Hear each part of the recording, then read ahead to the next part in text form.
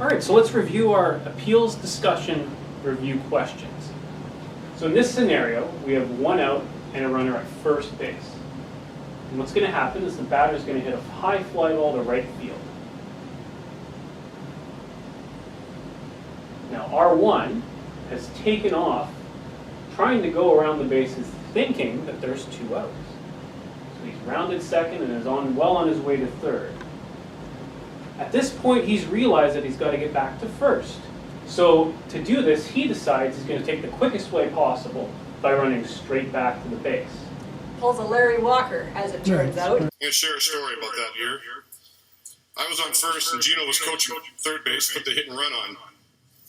I took off for second. Of course, I didn't peek in to see where the ball was hit. And as I'm rounding second, heading to third, Gino's screaming at me to get back.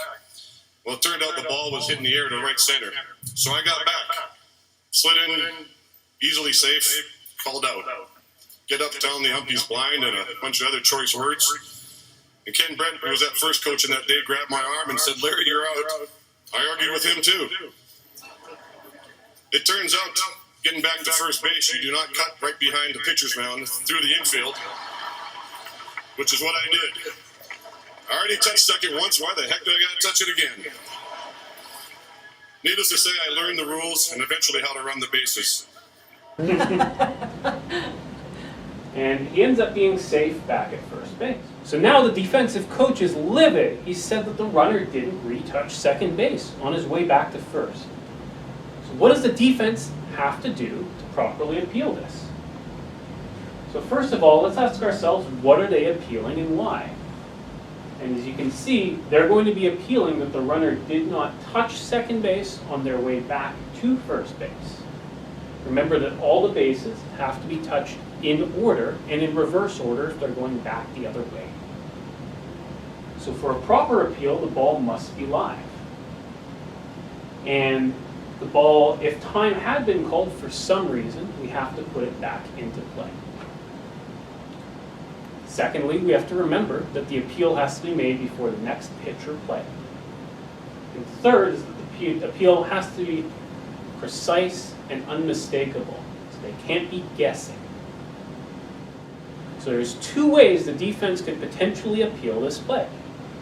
They could throw the ball to second base, The second way they could appeal this is to throw it to first base and have the first baseman tag the runner at first base, while then saying the runner missed second base. Remember, it has to be unmistakable and it can't be a guess. An excellent year as well. Hard hit, deep short. Airborne, Bogarts, and the sweep tag won't get him. It'll be a base hit. So Cruz is on.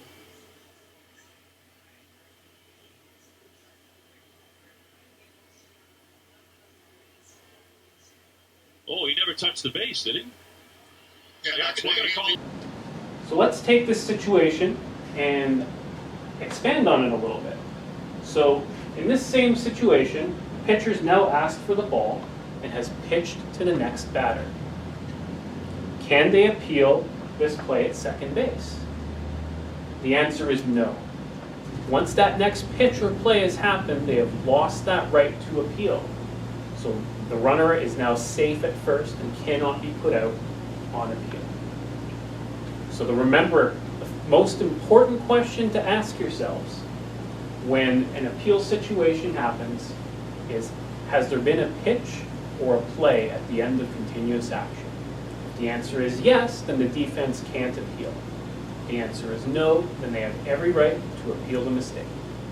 All right, so for our next scenario, we have runners at first and third with one out. What's happened is there's been a deep fly ball hit to straightaway center field. Just taking the center fielder back towards the wall, and he makes a great diving catch going away from the infield. Now he's made the catch and he's jumped up quickly and fired the ball to first base. And that throw beats the runner back to first base by about half a step for the third out. Oh, for the third out, that's right.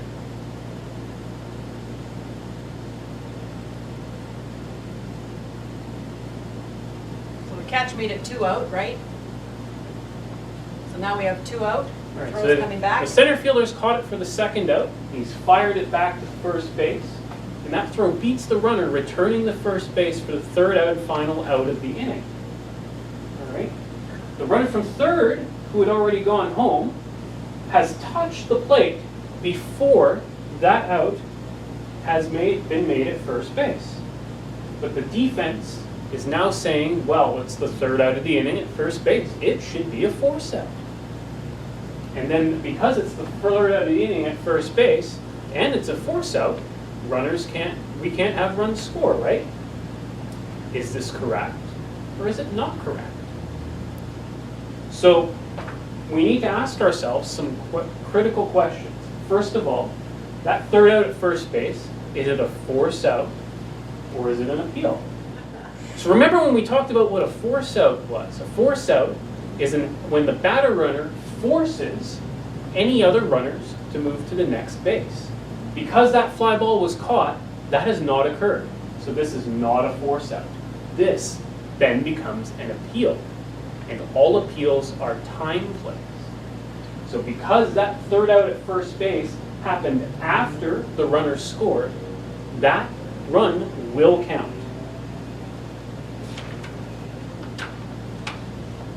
This is also known to umpires as a time play.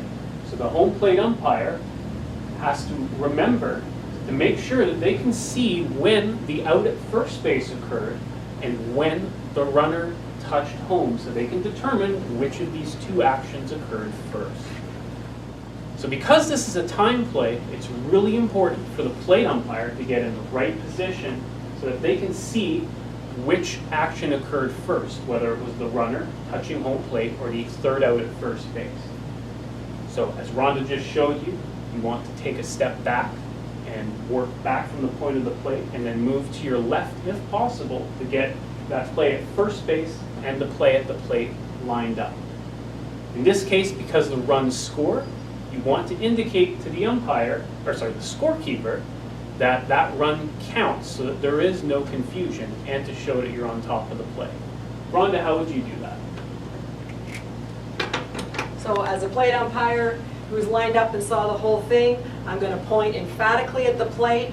That run scores, that run scores. I'll probably even come out front, turn around, turn my back to you right now, pretend like I'm turning my back to you, and I'm facing this side, score that run, score that run. So if you're looking at the tower, everybody that's keeping score on either side of the dugout sees you from the front, not just from the back. So I would do it once from the back. I'm here as the run scores and the timing. That run scores. Score the run, score the run. Very emphatically.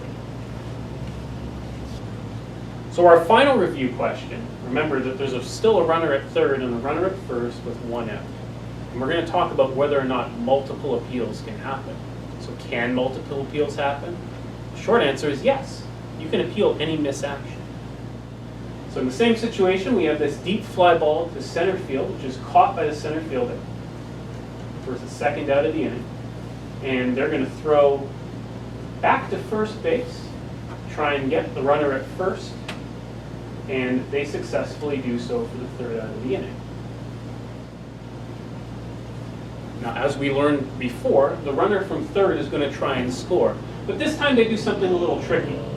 They've decided that they're going to be smart and try and time the catch of the ball at a full running speed to touch third base at the time the ball's caught and then score. So they've actually taken the lead off towards the outfield.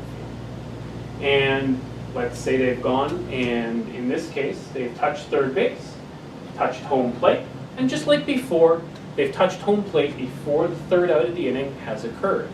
So the question is, now that there's 3 outs, can we appeal any? As we just learned, yes, we can. You can appeal any misaction. So any defense is not going to want that runner to score, right?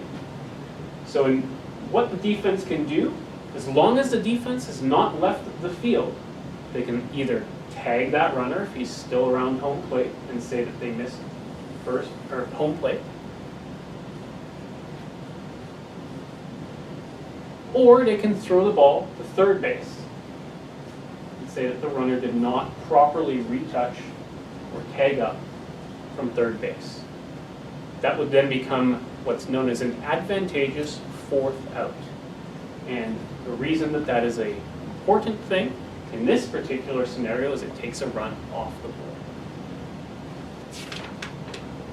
And the reason, of course, we talked about this earlier, is that you cannot take a flying start on a caught ball.